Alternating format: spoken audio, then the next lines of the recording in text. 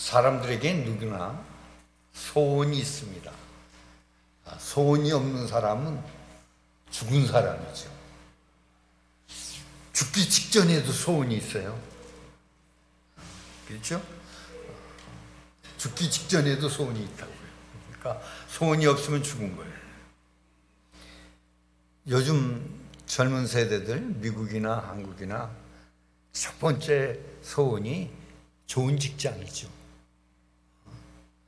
또 학생애들은 아무래도 한국, 특별히 한국이 좋은 학교죠. 생활이 윤택해 준다든지 좋은 배필들을 만난다든지. 한국 사람들은 얼마나 열정적입니까? 요즘은 신부감이 부족하니까 동남아, 세계, 요즘은 또 저쪽 유럽 쪽까지도 뻗어서 우리 한국이 이제 한민족이라는 말을 못하게 돼 있어요. 그렇게 만들어 하나님이. 한민족이 아니잖아요. 어느 미국 경제가 날 보고 왜 그 사람들은 한민족이냐고 그러죠. 우린 저 꼭대기 한경도부터 제주도까지 한국말로 다 통하지 않느냐고. 여러분 그렇잖아요. 미국은 이름 대고도 그 스펠링을 말을 해줘야 돼요. 같은 발음이라도 스펠들이 틀리잖아요. 그러니까 잘못 쓰니까. 근데 우리 한국은 말하면 거의 한 90% 정도는 그냥 다 통하는 데죠. 또한 우리의 소원 중에 그저 여기나 저기나 생활에 윤택한 거, 그렇죠? 사업이 번창하는 것, 건강하게 사는 것, 또 병이 들었다가도 고침을 받는 것, 이런 여러 가지 소원들이 있죠. 근데 뭐니 해도 행복해지는 것이죠.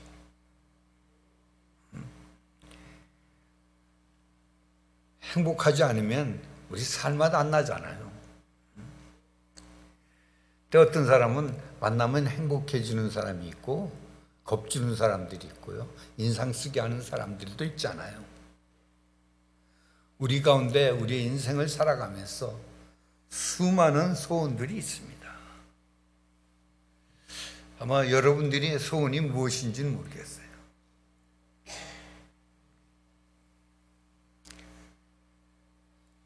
바라는 소원, 희망이 없으면 인생에 진보가 없죠. 발전이 없다는 것이죠. 이 인생에 진보가 없는 분들, 소망이 없는 분들은 큰 소리를 많이 쳐요. 예를 들어서 쌈이 붙어도 쌈을 잘 못하는 사람은 소리만 지른다. 그러니까 남편하고 아내가 쌈이 붙으면 여자 쪽이 소리를 많이 지 때릴 수 없으니까.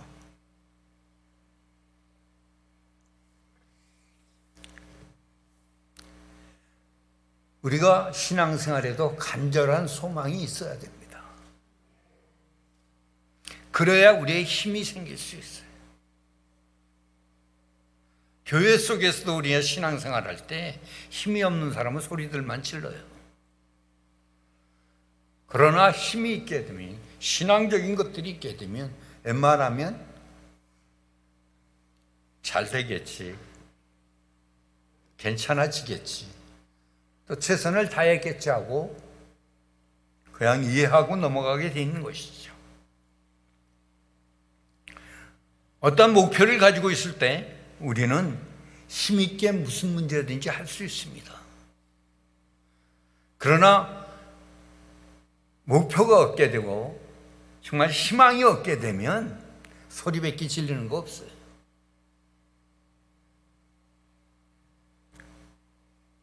오늘 말씀에 보면 두로와 시돈에서 예수님께서 그곳을 갔습니다. 왜 이방으로 가셨는지는 잘 모르겠는데 두로와 시돈으로 가셨다고 했습니다. 그때 일어났던 일이죠. 그때 그 지방을 갔는데 그 가나안 출신 여인이 간절하고도 절박한 소원을 가지고 예수님을 찾아옵니다. 이윤즉 우리식으로 말하면 무남동녀 애딸이 지금 죽을 병에 들렸다는 거죠. 또한 귀신에 들려서 큰 고통을 받고 있다는 것입니다. 저 우리식 옛날 말로 말하면 백약이 무효가 되는 것이죠. 간절하다는 그런 뜻이죠. 인생을 포기할 수밖에 없는 그런 시간이 됐다는 뜻입니다. 그런데 희망이 생깁니다. 예수님이 왔다는 거예요. 소문을 들어서 예수님에 대해서 많은 소문을 들고 알고 있었잖아요. 그래서 정말 마지막 그 지푸라기라도 잡는 심정으로 예수님을 찾아 나갑니다. 그런데 그렇게 다정했다고 하는 그 예수님이 관심조차도 자기에게 두지 않는 거예요. 오히려 냉정하게 냉대하고 있습니다. 근데 이 가나안 여인도 대단한 사람이었어요. 그런데도 포기하지 않아요. 우리 같으면 정말 발로 차버리고 나가버리겠는데 이 총각 예수가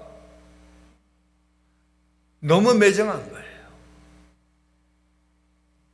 근데 끝까지 그를 찾아가면서 강구하며 자기의 강구를 말하게 되어 있습니다. 그렇게 해서 오늘 그 얘기가 전체로 보면 그 강구를, 그 소원을 이뤘다는 얘기입니다.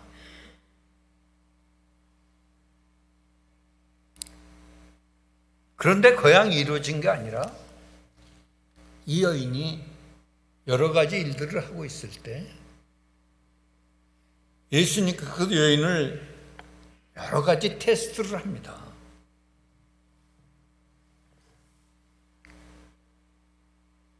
그 여러 가지 테스트 끝에 그의 딸이 고침을 받는 그 소원을 이루게 됩니다. 여러분, 때론 직접 그 딸이 오지 않았지만 딸의 문제를 가지고 그 어머니가 가지고 나왔을 때 그의 간절한 소원에 믿음을 보시고 그 테스트를 하고 거기에 통과되면 그 딸을 고쳐줍니다. 이 부분들을 보면 이게 특별히 동양 여인들, 우리 한국의 어머니의 모습을 그대로 볼 수가 있습니다. 오늘 본문 28절에 보면 거기 28절 띄울 수 있습니까? 28절을 보면 예수께서 대답하여 이르시되, 같이 읽으실까요? 시작.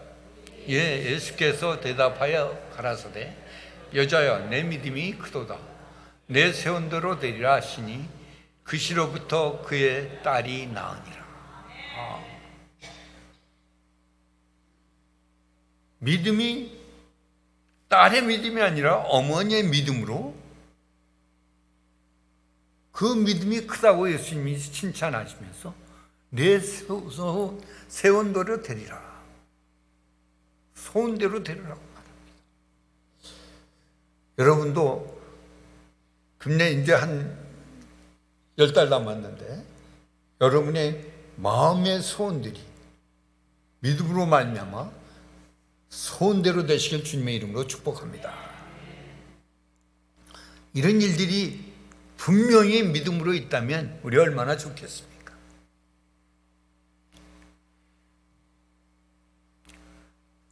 그런데 소원대로 이루어진다는 것이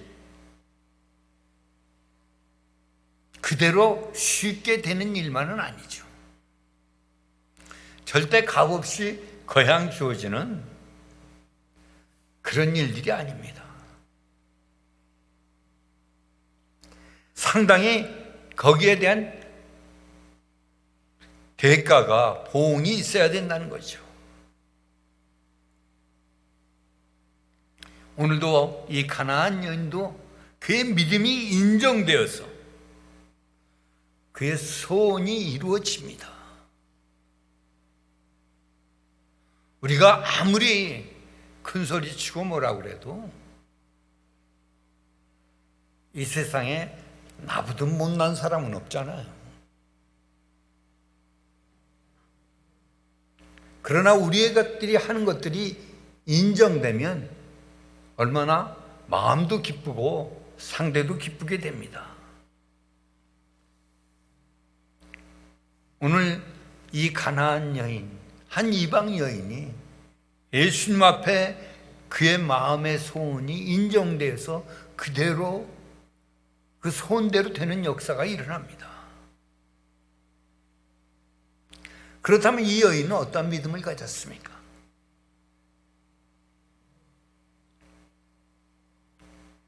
오늘 이 여인의 믿음으로 한 번쯤 우리가 생각하면서 우리의 삶의 현장 또는 우리의 신앙의 현장 속에서 이러한 믿음들로 이 가나안 여인의 한 그 믿음의 형태를 본받아서 우리의 손도 이루어지길 바랍니다.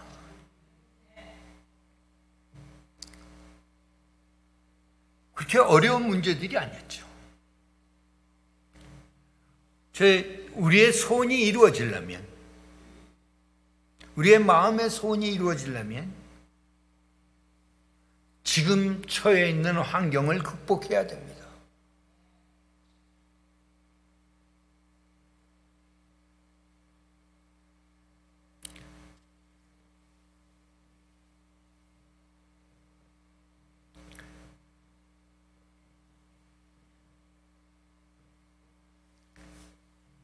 제 학교 동문이 한 분 계신데 이분은 평상시에도 그렇고 실력이 아주 좋아요. 그런데 목회를 하면 얼마 하지 못하고 목회를 간두고 또 트러블이 생겨서 자꾸 옮겨 다니고 그래서 한 번 만났는데 왜 그러냐고 물어봤더니 자기가 깔을 죽여야 된대. 깔을. 자기의 깔 때문에 이 전체가 망했다는 거예요. 저는 무슨 깔이 뭔가 그랬더니 성깔을 죽여야 된대. 자기가 알아요. 장인도 목사고 뭐 다들 목사인데 깔을 못 죽여갖고 그 성깔에 끝나는 거죠. 오늘 이 가나안 여인이 제일 먼저 했던 행동은 소원을 이루는 방법 중에 첫 번째 일이 환경을 극복해야 합니다. 15장 21절도 22절에 보면 같이 읽어보실까? 시작. 예수께서 거기서 나가사 들어와시던 지방으로 들어가시니 가나안 여자 하나가 그 지경에 나와서 소리질러 가로되 주 예수 다윗의 자손이여 나를 불쌍히 여기소서 내 딸이 흉악한 귀신에 들렸나이다 하되. 이 환경을 극복하기 위해서 그 자리에서 나와야 된다고. 거기에 그 지경에서 나왔다고 말합니다. 바로 그 여인이 살았던 두로와 시경 지역입니다. 이스라엘 지역이 아니고 이방 지역이었습니다. 게다가 이 여인이 생활도 뭐 두려 시도나면 가난한 지역입니다. 설상가상으로 우리 옛날 용어대로 설상가상으로 귀신까지 들렸잖아요. 옛날부터 귀신 들린 사람들은 대우받는 법이 없습니다.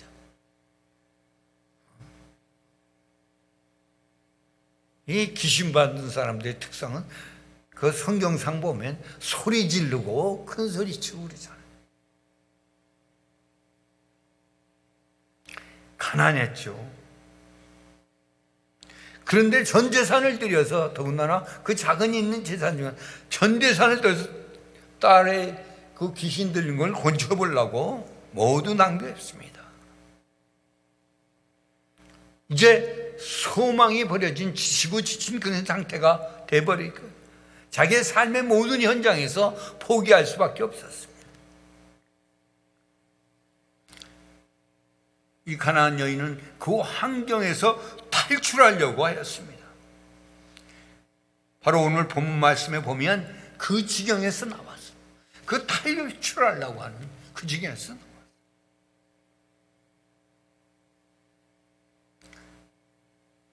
이제 막바지에 이르렀으니까 여인이 더 이상 주저주저하거나 그 고집할 필요가 없었다는 거죠. 모든 환경과 장애를 극복하고 예수 앞으로 나왔습니다. 이것이 그 여인이 소원을 이루는 첫 번째 믿음의 단계입니다. 사랑하는 여러분, 여러분도 이와 같이 나의 지금의 형편에서 그 고집으로 살 것이 아니라 예수 앞에 나오면 소원을 이루어집니다. 문제가 해결됩니다. 하나님과 동행할 수 있습니다. 아무리 힘들고 어렵더라도 과감하게 내 상태에서 빠져나와야 됩니다. 오늘 우리의 삶을 한 번쯤 돌아보시기 바랍니다. 우리가 성경 전체를 두고 보면 유대의 관원이었던 높은 자리에 있었던 니고데모노, 또한 12년간 혈류병을 앓았던 그 여인도, 여리고성의 세리장 삭개오도, 아람 나라의 군대 장관 나아만도 모두 자기 앞에 가려있던 그 장애물들을 극복했을 때 그들이 그 소원이 이루어졌습니다. 그리고 축복을 받았습니다. 사랑하는 여러분, 이 시간 우리의 문제, 개인의 문제에 너무 집착하지 마십시오. 그리고 거기에서 그 생활에서 빠져나와서 어떤 면에선 우리의 말투도 우리의 생각도 이거 바뀌어야 됩니다.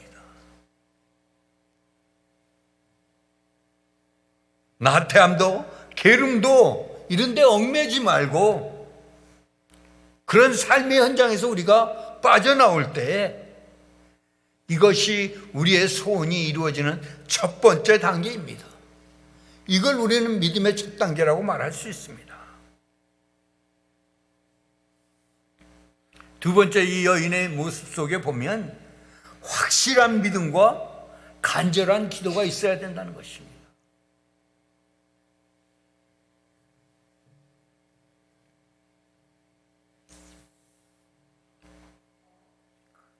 분명히 우리들이 그것을 보면 이 여인이 확실한 믿음을 가지고 예수님을 불렀을 때 소리 지르고 체면과 이걸 소리 지르며 주님 앞에 나왔을 때 그 믿음을 볼 수가 있는데, 그 믿음이 응답받게 되는데 네 가지로 나타납니다. 첫 번째, 큰 소리로 주님을 불렀습니다. 가만히 조용히 생각만 하면 다 되는 거 아닙니다.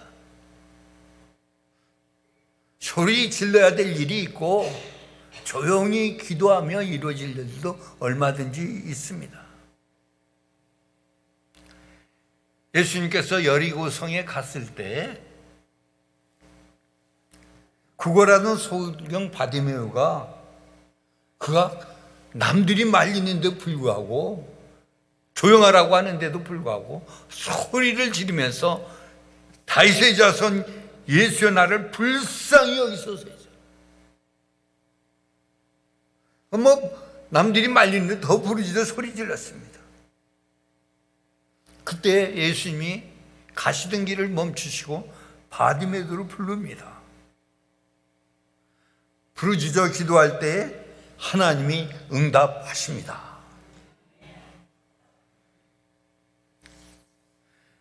두 번째는 예수님을 구세주 메시아로 확실한 믿음을 믿는 그 믿음이 있어야 합니다. 그게 그 여인이 말 주 다윗의 자손이요.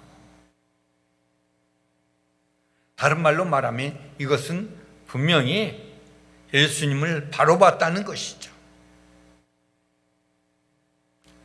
예수님을 바로 만나지 않으면